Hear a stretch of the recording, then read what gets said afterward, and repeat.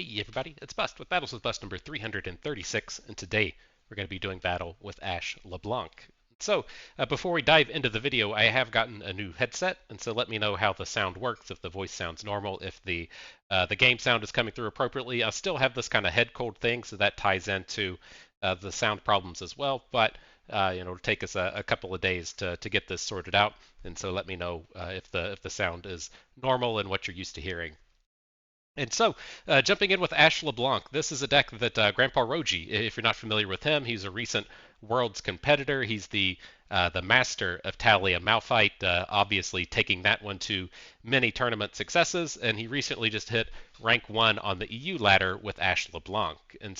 I wanted to give this a dive in. We haven't played too much Freylord in the current format. All of the Noxus we've been playing really just ties into using Samira, and I've been kind of interested in seeing how a deck like this functions. The kind of interesting space with Ashe LeBlanc is it tends to be quite good against the mid-rangey decks and the OTK decks. And so I feel like there's kind of four different styles of decks that you really run into in the Legends of Runeterra. You have your aggro decks like anything with Legion Rearguard in it. You have your mid-rangey decks like Elites. You have your control decks like Karma Set.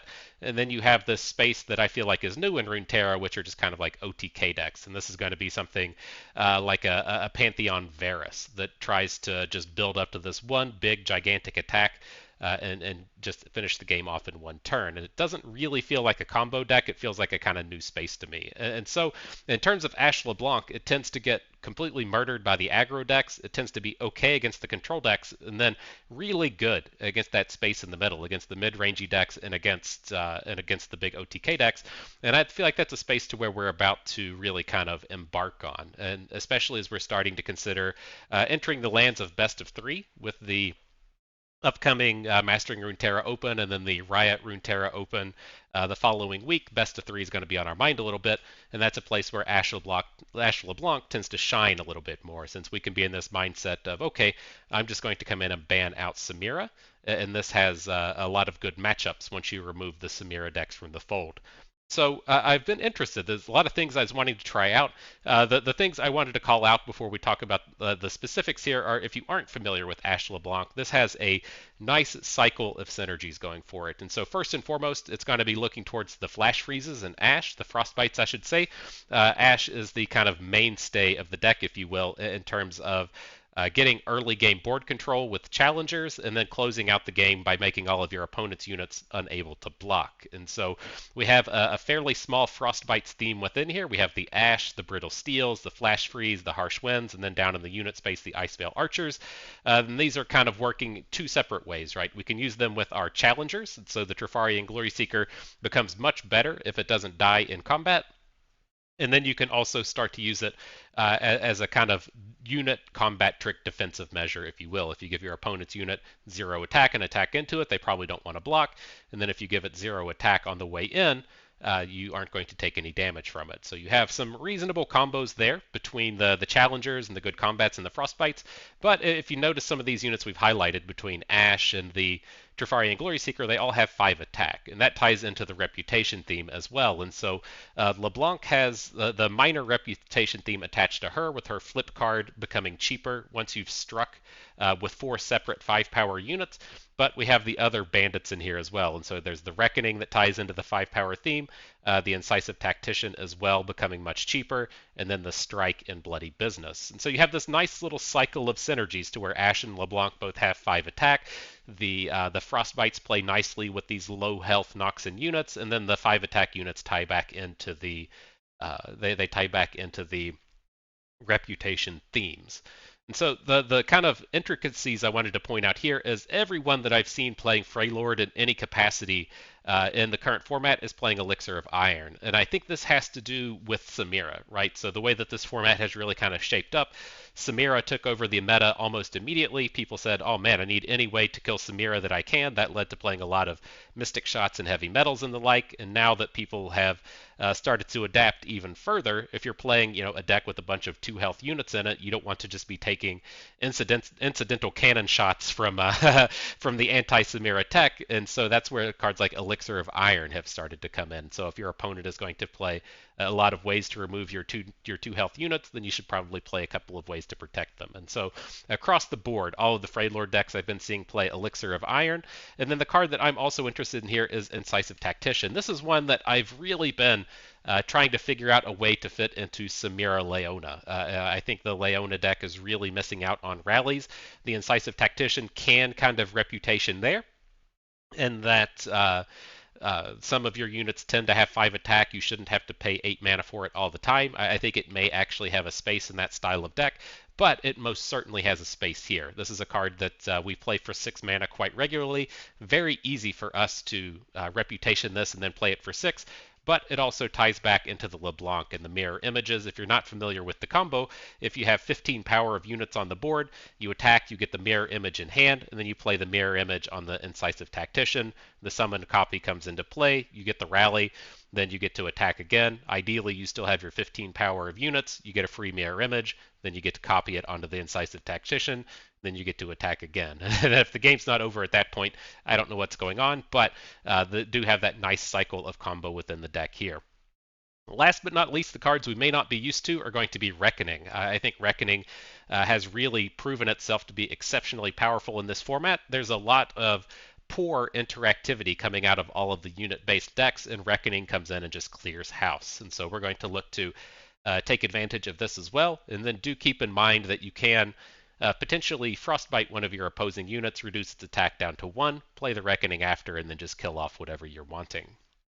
And so, classic deck, looking to bring it back into the new days. We'll see if we can't mirror some of GrandpaRoji's success, and we'll jump on in. But since we aren't nearly as good as GrandpaRoji, we got to do what we do to get our successes, and so we're going to pay to win. And so the pay to win price, it's going to be on Here to Help today. He's here to help, we're here to help him, he'll help us.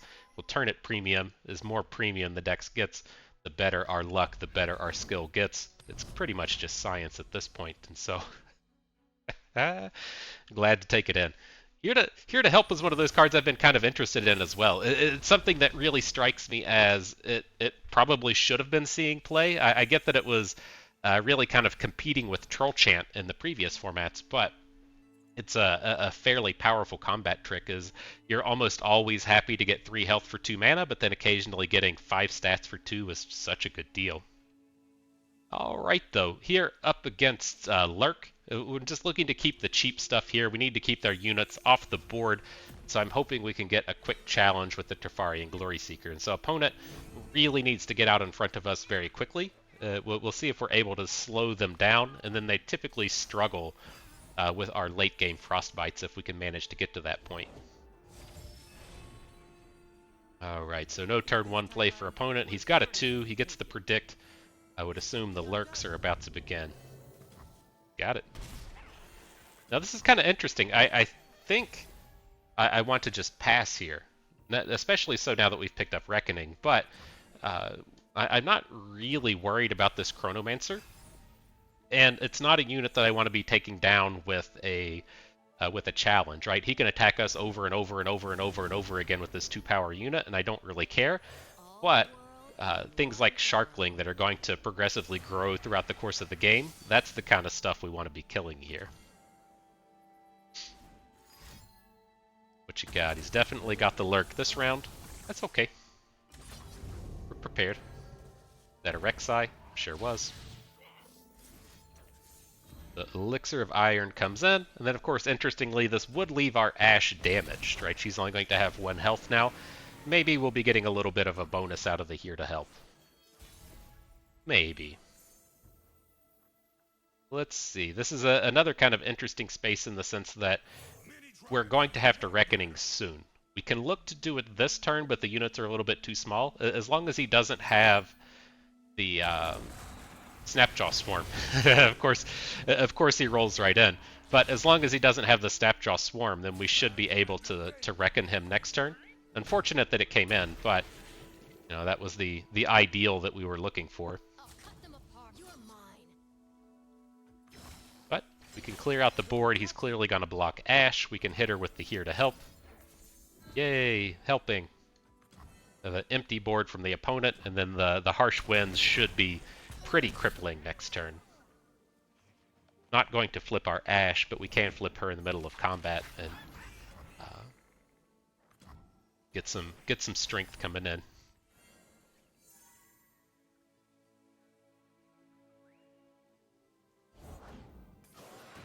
There she is. So the interesting thing here is, do we want to Harsh Winds right now, right? As he wants to attack, if he's going to hit the Lurk, then the Rek'Sai is going to flip. I think I'm going to pass and just roll the dice on it, because we can handle this board next turn even if the Rek'Sai isn't here. But that is worth keeping to note of, right? If we Frostbite the Rek'Sai now, she's going to be nowhere near this 10 attack and then not come back into hand. Let's see if he hits it. Did you flip the coin good, my friend? How good did you flip it? The best. He says, I am the best at flipping coins. Alright, so he does get the flip. He gets all the units in hand. Let's see if that turned out to be a mistake or not. I think we're still in reasonable shape here. It's got to depend on how many cheap units he just picked up.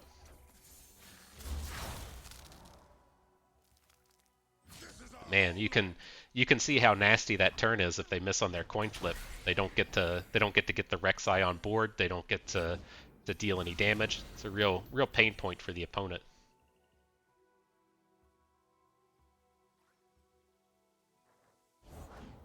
He does have 2 units. Not bad, not bad. It's gonna make us look foolish here. That was a nice pickup with the bloody business, though. It lets us do everything we need to do. So Ashe is going to attack. She's going to flip and hit the Rek'Sai, so Rek'Sai can't block. Now we need to hook in one of these units. Let's go with this one for sure. Now we can ideally bloody business whatever he blocks Ashe with, and then we can start this over for a second combat. Get the finishing blow in here. He can mess with this. He can have he can come at us with things like death from below to take these units off of the board, but if this succeeds just a little bit, then we'll take the game down. Yes, ideally we'll take the game down. He can add one more bro here. We'll Frostbite one and then attack through with the other 2. We should be getting the lethal, but he can certainly get out of this. Now, I would assume he doesn't have Death from Below or Bone Skewer, given that he didn't stop our Ashe. But let's see how it turns out. But right, he should only be able to block Ashe down here at the end. We come through for 10. Get that GG. So yeah, that's tough. Like I always talk about Lurk being the scratch off ticket lover's dream, and that you'll run into spots like that in that game as to where you just have to blindly attack with your unit and hope that you hit your Lurk, and that's what we were kind of preying on there a little bit. I'm not certain the entirety of the percentages to where how close to a coin flip it is for the opponent. It's just that game is a complete and utter blowout if they miss the Lurk, and maybe we should have just done it preemptively. I don't know. That's probably the safer play more often. It's like, instead of us killing the unit in combat and then Rek'Sai still being on board, we just get the Rek'Sai to go back into the deck and then the unit's still on board. So he still has 1 unit, but that 1 unit's not nearly as good. And so I think now that we've made the play and we've thought about it a little bit more, we should have just Harsh Winds before he attacked. But you can see that at least there was some thought process in there. Some thought process in there. Wasn't a good thought, but it was better than no thought. I need just a moment. That's how I feel about a lot of these plays, in the sense that you say, "Hey, Bust, why did you make that play?" And then I'll tell you. I'll have a reason too. It may not be a good reason, but I'll have a reason. I really don't like it though if you say, "Hey, Bust, why did you make that play?" and you say, "I don't know, I just put my cards in the middle, right?"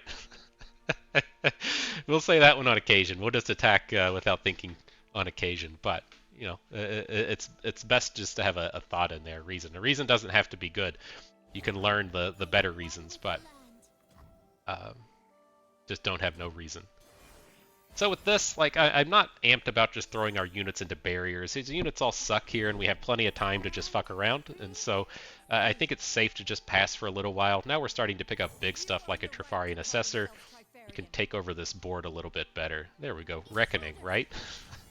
I think I think the Reckoning is right. Just take all this. Hey, that's okay. It's not a scary amount of damage. We're not letting him mess around with our units too much. Now on this next turn, we can Reckoning. We can, at worst, just send the Glory Seeker in front of something. But what's he going to do? Like, play Shen? He was playing Shen, right? Yeah. Like, it just sounds terrible at this point. We still have the mana for a combat trick behind. I like it. That's not going to save the day. Oh, shit.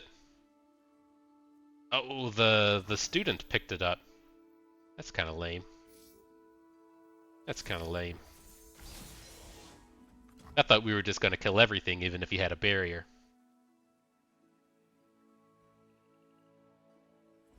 Oh my gosh, he's got more? Single combat. Okay. I can live with this.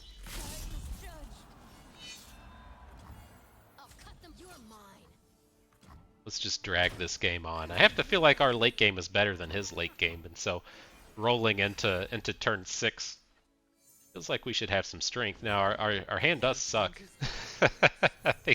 I think that's a valid thing to worry about. We really need a dude to put on the board, but I think I'm right that our late game is better than his. We just got to draw part of it. Assessor? Ugh.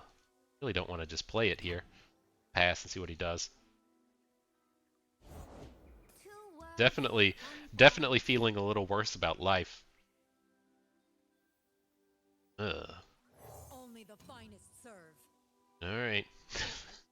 Here it is. Oh man, he's out here drawing cards and stuff? I don't know. Maybe our late game is worse than his. I can't decide if it's just a function of how shitty our hand is or if his deck is actually just better at it. Can't play anything. Alright, there's a dude. That's what we've been waiting on. Give me that 8 mana 5/5. The balance requires a watchful eye. Master, I am ready for How my bad next could this lesson. be, right? How bad could it be? Find them unworthy.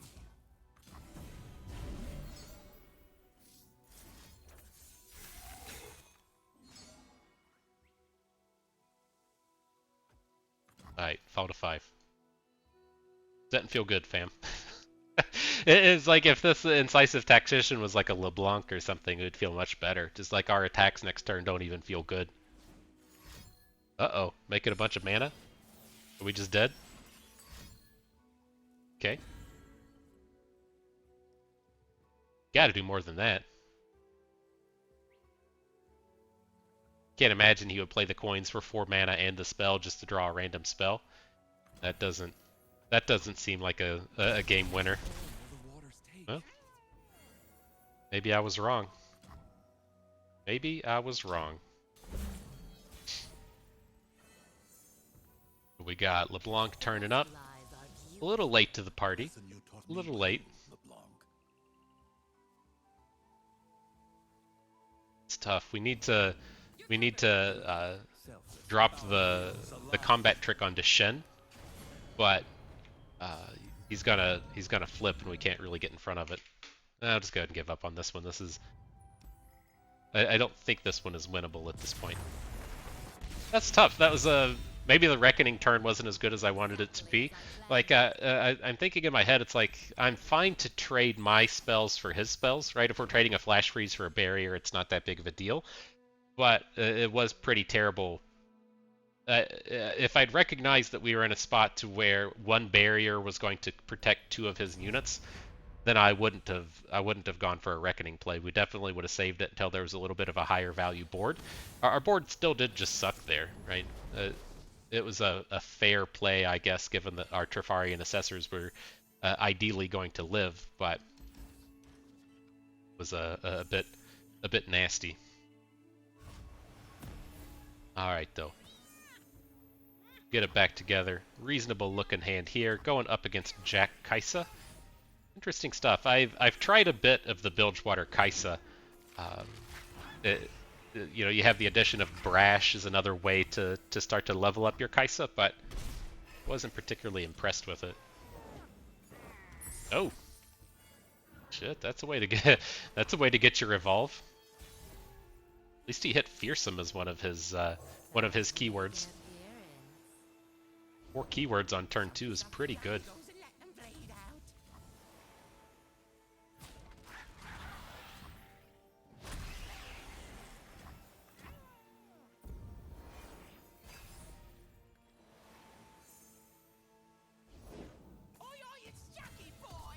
Oi oi, it's Jackie Boy. Let's go ahead and stop him from attacking. We can go just for a meaty board here. We don't need to rush out with our Ashe. Could.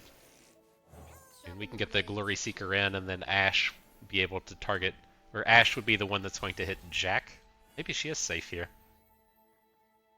I will unite the Freljord. If he plays something scary, we can even just hook it out of combat. Like I would like to take the Jack off of the board this turn, but I'm gonna say I'm curious if he's going to play units big enough to get in front of her. So this still works out fine. You're mine. What a treat. We've done. Let's attack this way. So that should get us 10 damage on LeBlanc. Show me a target. Then she can strike flipped. Okay. We got there.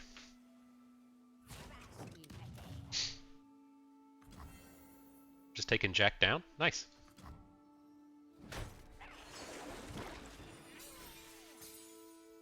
Nice little 2 mana for 5 mana trade.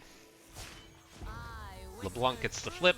And the interesting thing with the mirror images is I found playing Ashe LeBlanc in the previous formats, you played mirror image like 10% of the time at best. It was a card that you never really saw the light of day with, but I've been playing it a ton in this meta. Just the way that things have slowed down a little bit. It hasn't just been like locked away in our hand, and you have again a lot of good targets in here, not just the Incisive Tactician. Copying Ashe can be quite good, given that she can double Frostbite and then make the opposing board unable to block anything. There's just lots of really good and strong combos that come out of this thing. Alright, so he's putting Elusive on Kaisa. She's gonna kill the Icevale Archer, I guess. That's not a huge deal. I'm coming for you.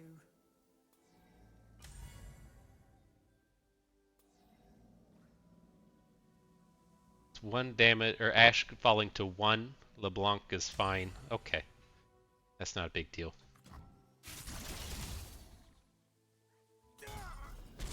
We do need to be trying to finish this game off next turn, though.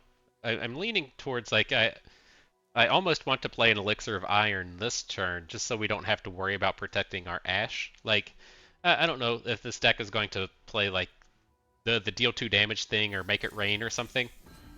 And I don't want to be limited as much on mana next turn, since we're overbanking a ton. Can't get these Hearthguards on the board because of our Frostbite onto Kaisa. But we should be happy with all this, right? We'll add the Hearthguard, we're going to copy Ashe, and then we have the bloody business to strike at something if we want. LeBlanc can actually take down these 6 health units. I'll give you that. Hey, if you can't beat them, shoot them with their own crap. Let's lead with the bloody business. There's a chance we can still win this game if LeBlanc dies. Like, he wants to cast his spells right now to stop LeBlanc. I don't think we're ever winning this game if Ashe dies, and so I'd kind of like him to be incentivized to try and kill LeBlanc opposed to Ashe.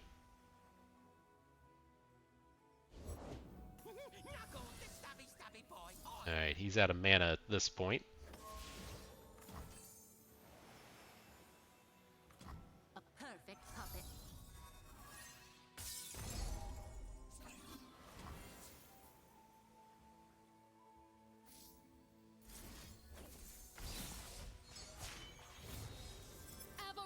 Alright, let's see what we can get done. He's only going to be able to block with 2 units. Both of our Ashes flip here? Okay. Show me a target. Swiftly now. One of these, he's only going to have 2 blockers. So we should be coming in for 11 and getting him for exacties.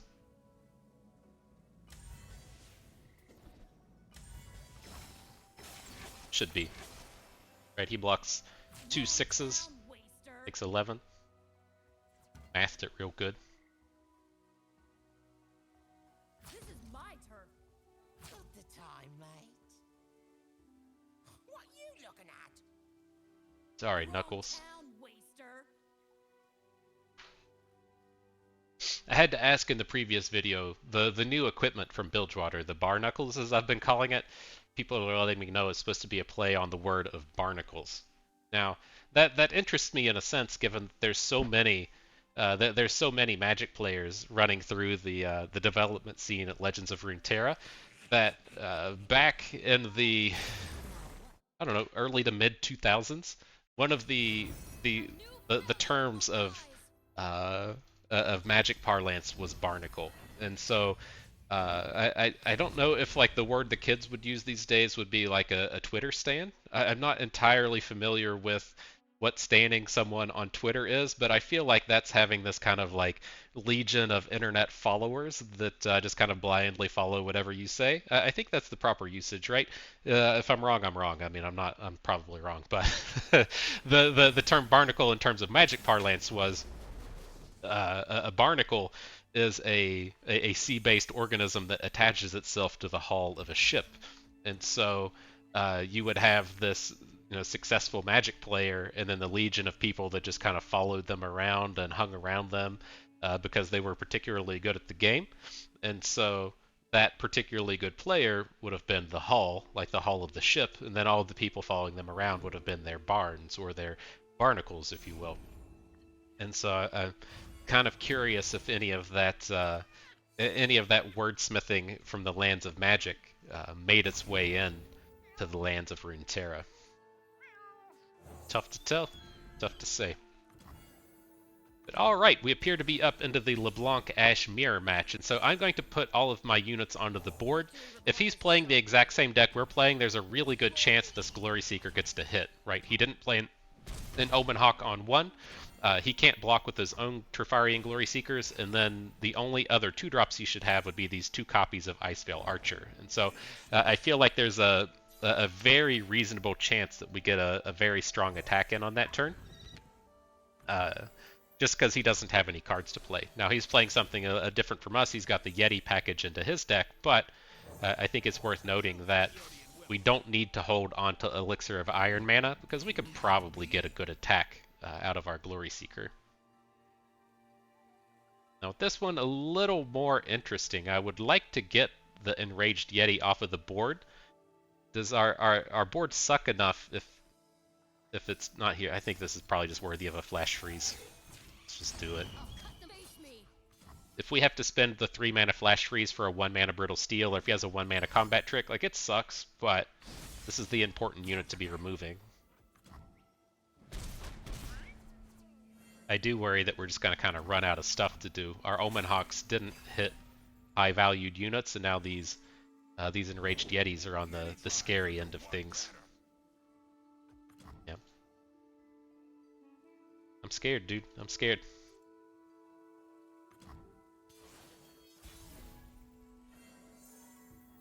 Oh, Ashe was a nice addition. All the world on one This is arrow. pretty close to lethal. We'll see how much mana he spends here, but if we get to Harsh Winds 2 units, and then spike another one with Ashe on her attack, then we should be good to just win the game. So, see how far along we can take this.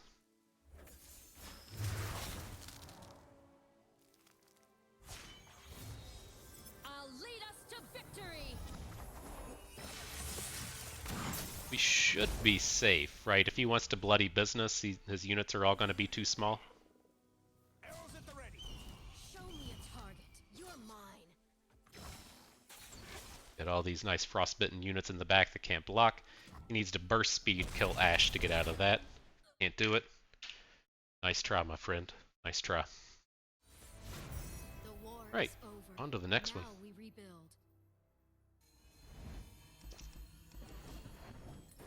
Joy. some of the healing powers of this orange juice. Get right into the next game. Feel it. The healing powers of the OJ coursing through my veins. Definitely going to get some wins now.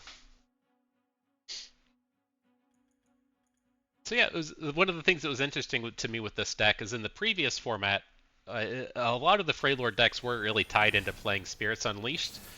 But after Spirits Unleashed, you still had a place to play some of these unit boosting cards like Avarosian Hearthguard and Revna. And I felt like Revna was really, really underrated in the format, and she definitely deserved to see a lot more play than she actually was. And that was one of the things I was initially thinking when I saw this deck list was like, oh, you're playing 3 Hearthguards and 1 Revna. You must be some kind of dum-dum. But I haven't quite decided if I'd like to change that split in here. It feels like in a few of these games I've kind of like squeaked to the place to where I'm like, yeah, I really wish I had, just a little bit more card draw. But I haven't really felt the need to up that number. And as the times change and the rotations happen, it is definitely a different format to where the Hearthguard might be a little bit better, right? He's had actually an interesting history in Runeterra as to where somewhere in like Foundations only he had to be nerfed, and then he was recently rebuffed back up to his original 5/6 glory. And I'm just not impressed is the thing with him, and so I really like what Revna brings, and I kind of miss having more access to her.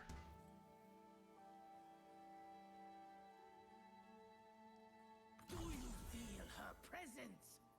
What are you doing, dude? Not a lot of interacting we get to do with this board. I'll go ahead and block the Sea's voice. I don't suspect we're going to get any value out of these Omen Hawks the rest of the way, so we might as well prevent the 3 damage. We can't stop the little damage coming out of the tentacle, but Faster than my arrow? I think not. get a little bit of health preservation. But the thing with this hand, I'll go ahead and warn you, don't be playing Brittle Steels onto Petricite Broadwing. We've all done it. No one wants to admit it. Whenever people are like, oh, I bet that streaming thing's so easy. You just go out there and you make a video. You just play the game for a little bit and put it on the internet. You make all the big dollars.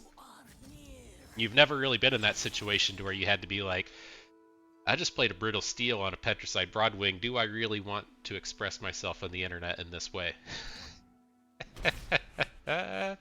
It's a valid question. You're gonna have to ask yourself if that's the way you really want to be doing things. And I'll do it. I'll put it out there. I feel like it's a good thing for the world to see that even the best in the world according to ftpbus.com does make an occasional mistake. So don't feel like you're the only one. Alright, so what are we going to be doing here? He's looking to make a big attack. We don't interact with this board well. It's like I'd like to play the Trifarian Assessor just to draw a card, right? Because our hand doesn't really do anything. But do we have to play the Hearthguard to get out of this? He's clearly going to just attack with the Tentacle and Alawi and hook our Ashe out of combat.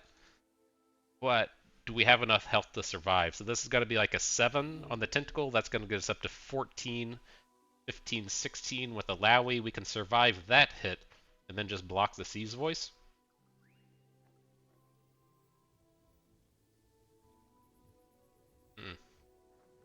Alright, I'll play the Assessor. You earn the right to call themselves Trifarian. Second Glory Seeker. So we can still lethal next turn, but it's going to be a little tougher. There's the attack. But we still have the Assessor in front of the Sea's Voice. The Omen Hawk can prevent a point of damage if we need to. And then next turn, we have the lethal with a 7+5. This will be quick. You add that up wrong?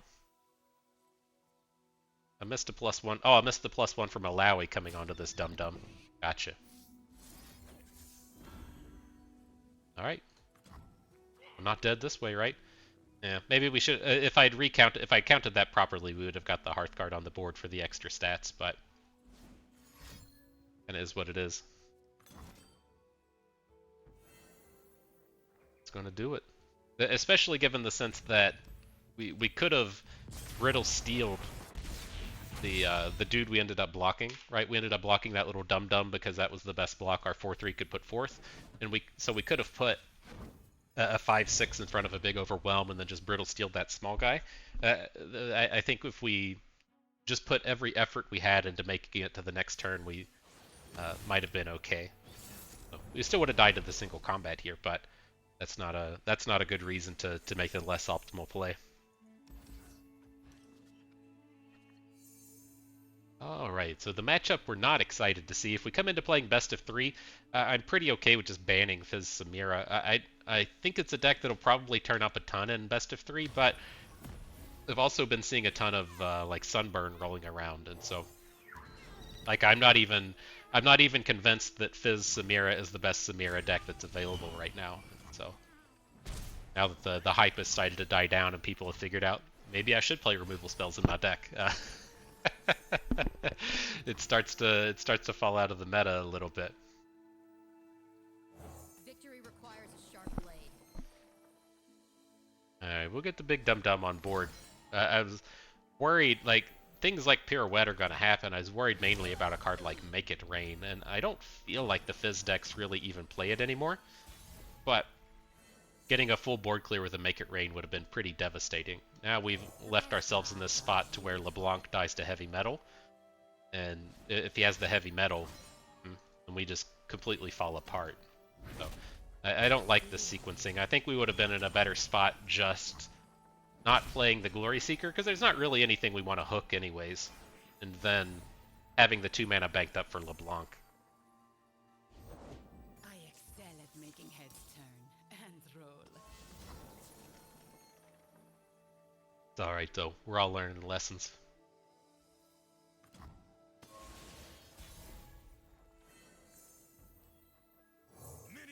Right though, time for the big boys.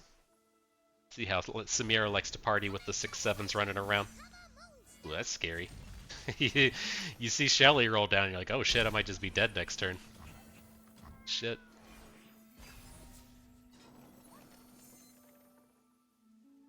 I don't know about you, but I'm scared right now. Nice flamethrower hatchet gun. Our strength is yours. Alright. This is probably one of these spots to where we should just be passing. Right? We'll play the Hearthguard after opponent comes in and makes their attacks, but yeah, whatever. The play of the day, you know, you say, yeah, whatever.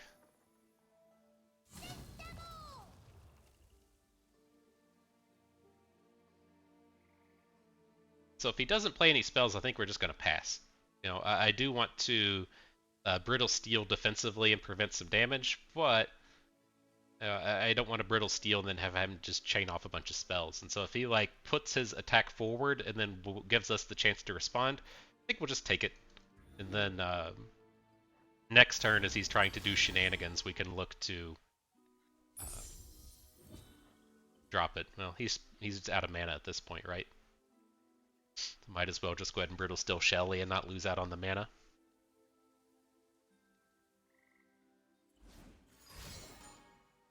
Boy, gonna have it all, huh? Gotta have another one, right? Why would he play the warning shot? That Samira flip. Nasty. Don't hold anything back. I won't.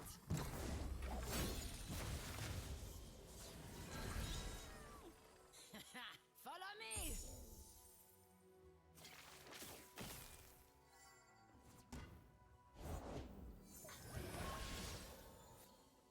And Burblefish. Yeah, I wish we had a way to punish this, but we most certainly don't. 8, 10. This is where the real downside comes in, and us not having that LeBlanc on board. If opponent was at like 7, we would have to, you know, start putting forth real blocks in front of these units. We could threaten some stuff, but there's no way we're gonna recover out of this. Time to make an appearance. But I'm going to attack with everybody. I'm curious to what point he's willing to block Omen Hawk, since it just risks to dying to a combat trick. What a treat. Let's do this. Let's get clever with this, right? I want to push all the units forward like we're thinking about it. I'm going to say, nah, I'm going to pull them back and do it this way.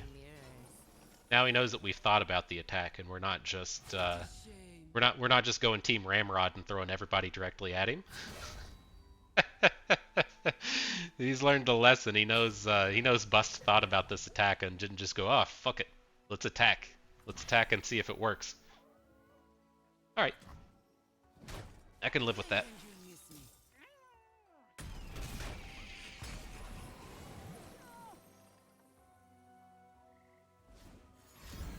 Too much elusive out here. All right, this game's done. Let's not waste anyone's time. let's not waste it. But yeah, again, that's on the end of that spectrum to where that's not a matchup we're looking for. It's never going to be a positive matchup for Ashe LeBlanc. If this was the space to where Fizz Samira was still 20% of the meta, then you'd want to put the Ashe LeBlanc on the shelf. But without as much of that running around, it's not as big of a deal. And then the other Samira decks you have some game against. You playing against something like Sunburn, they're much more they're much more about having board presence, and so you can make usage of your Frostbites.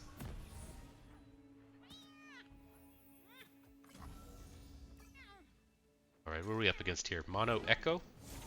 We're gonna see some. We're gonna see some of that dude that shuffles the Champions to your deck, right? I think that's what we're gonna see. Surprise, surprise. I'd like to see a unit we could play. Man on good. Just one, please. Just one. Hey, we got one. Alright, let's do it. A chill in the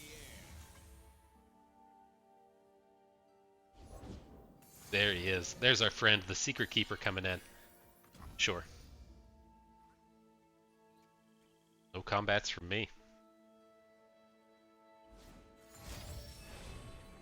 So yeah, this is the space with the deck. When I look at the unit base, like I'll see people playing, say, like Aatrox Kane, and they'll just be playing like a couple Challenger Birds and then a couple 2-drops, and it's like you just have six cards that cost 2 or less, and I'm like, I don't know about that, my friend. That sounds a little skeptical to me. But that's what I look at this unit base, and it's like, is there really not something we could just be doing a little bit more of? And the fuck? Oh, if you've leveled a champion. Oh, look at that interaction. Huh. I didn't know that was a thing. Interesting.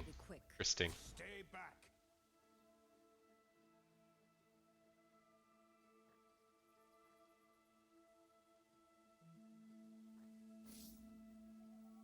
Out of mana at this point. Let's at least preserve the Assessor.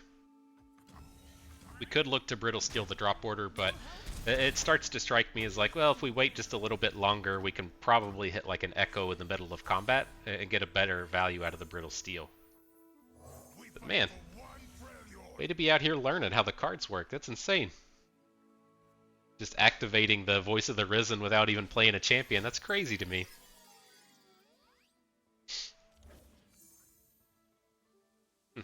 I wonder if that was the intended the intended outcome with that interaction. All right, though. So this is a slightly awkward spot. Well, it's not that bad if we can get our Ashe to flip. I'm gonna say we're in this spot to where if we can Frostbite his whole team, we can win the game. But I was counting Ashe as only 5. She can be 6 when she flips, and so she might be something a little bit more relevant here. But with this, I'm going to give him a chance to play some more cards. Let him add a little bit more shit to the board, and then we'll look to play the Reckoning. Is that even how we want to go about it? Maybe we should just put our Ashe on the board, right? We can play Ashe and then Harsh Winds next turn. We need to get this idea of Reckoning out of our heads. We're going to just have the OTK on board. It's probably not going to be successful. You do have to worry about them playing like any of their minus attack cards, but Let's see what you've got. So strange to me.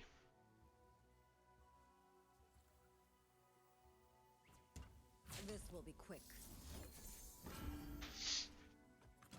I mean, this does, to a degree, take away our OTK, right? We don't have enough harsh winds damage, or we don't have enough frostbites to remove the opposing units, but I don't know, man. All of your units just went away. That seems terrible.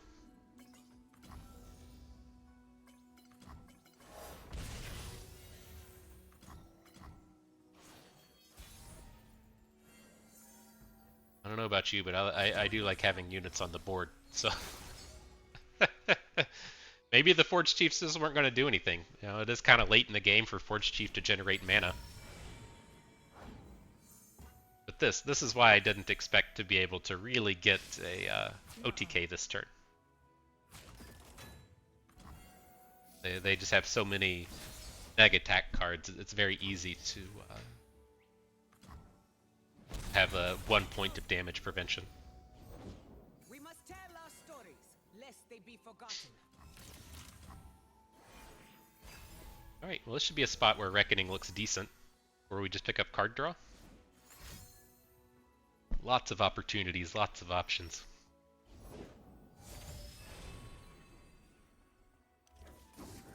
Alright, he just played a bunch of dudes we don't care about. Just pass. He has to do something relevant, and he's not doing it. Now the Reckoning looks good. Future is whatever I make it. New tech, new tricks, new day, new sun.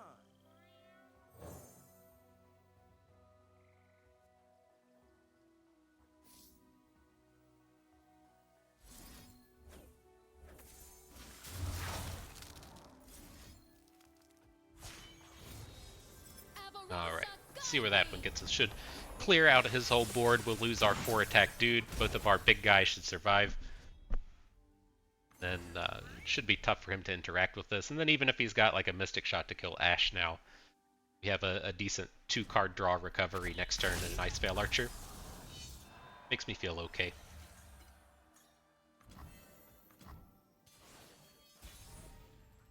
So not gonna just open. I think we'll have plenty of opportunities to shut down whatever he's doing. It's just such a bummer if we attack and he has a card that really gives him the opportunity to predict into something big. Say, LOL, I hit Tryndamere. Tryndamere was the one that I immediately thought of. How do you win this game you don't deserve?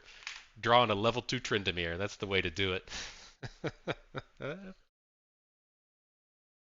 Alright, GG. Let's get ourselves into this final battle. Bad, not bad.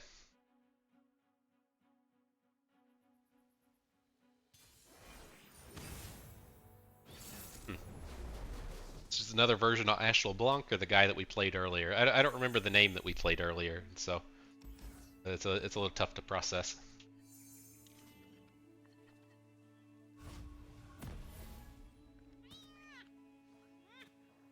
Reasonable enough start, lots of dudes, no combat tricks, but see what we can do. Victory requires a sharp blade. A true Well, Freljordian will. he had it. He had one of the few plays that could shut down the Glory Seeker. That's okay. I need just a moment. Is this a thing? Did you just see what happened where the Glory Seeker got all of the stats back? Does that count as gaining stats in terms of Bard? You know what I'm saying? So if you want to play a Frostbite your own unit's Bard deck, is that capable of success? I don't know. Sharpen the blade, secure the kill. See what we can do here. I feel like with this turn we're probably just gonna eat a flash freeze. Face me. What a I think that's okay. If we just get to clear out his whole board, run in with LeBlanc. The Harsh Winds is a little bit worse, but I think this is still fine. The big thing is I want to have the Sigil of Malice for next turn to be able to shoot down a LeBlanc. Yeah, that's too slow. Try and take down his Glory Seeker. if he's got the elixir of iron to go along with it. There's no escape.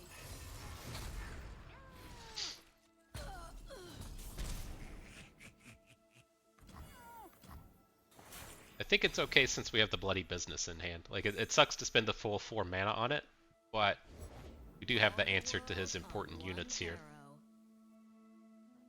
Ashe is going to flip off of her attack.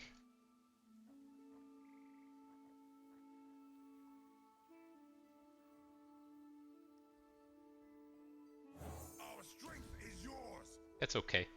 Show me a target. The way that the way that this looks bad is if he has a It's true.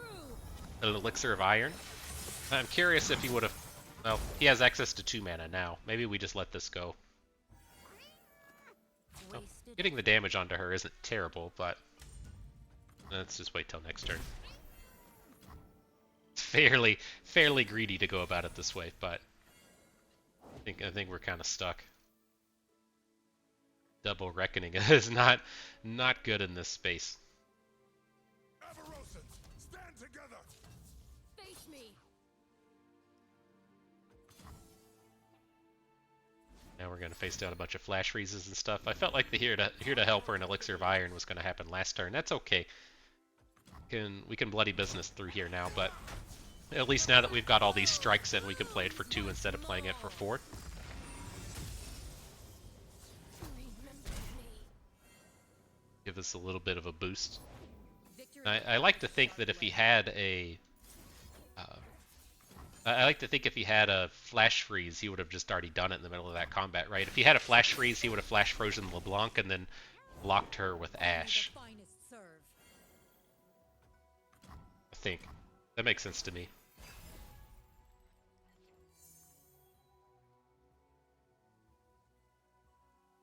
Is this going to be our big recovery turn?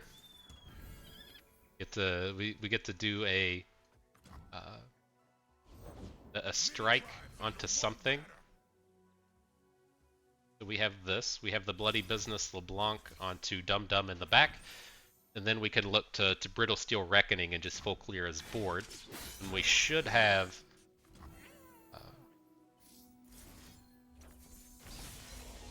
We should have pretty good availability with this mirror image next turn as well.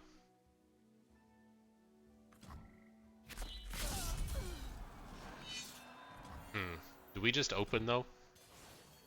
I mean, he has to just be top decking the lethal if that's what he's going to be doing. So let's preemptively play Today we fight as one. play the thing, whatever it's called, so that we can't get our big guy hit by Brittle Steel. Send everybody in. Another All right, round. I don't know. I would have to go back and analyze that one again. I feel like we got a little sloppy there, but it's enough to take it down at the end of the day. GG, my friend. So we can pull this up and talk about it a little bit more. And so yeah, reasonably good stuff, right? Again, the space to where this is going to be good is that middle space of the meta. And so if your opponent's playing elites, they're playing some kind of a Lowy deck, they're playing some kind of Jack the Winner deck, that's where this deck tends to really shine. Or if your opponent's playing the big OTK deck, so if they're playing like Varus Pantheon, you tend to be able to shut down their big important critical turns with your flash freezes. So you're pretty good there. Your kind of coin flippy, not amazing matchups are in the control end of the spectrum. You know, you're not excited to play about Karma Set, but you can still potentially beat it. And then your terrible matchups are those really aggressive decks that you just can't get in front of fast enough. And so it's kind of an odd space that this deck lands in, and it typically works a little bit better in best of 3 than in best of 1, to where what you tend to see in best of 3 is you don't really want to bring 3 aggro decks. Like the first aggro deck might be the best deck in the format, but it gets banned. And then the next aggro deck might be like a tier 1.5 deck, and then the next aggro deck is like a tier 2 deck, and you're not really playing the strongest or best lineups that you could be bringing. So you tend to see more balanced stuff, and then you can just ban out that one aggro deck that's actually good. And so you tend to see a little bit more strength there than in the sense to where we don't line up well against a lot of the ladder decks. But in terms of this deck on its own, you know, I think this was pretty good. We didn't really get to show off Reckoning as much as I would have liked, but I can assure you that it's quite good. It's a strong one.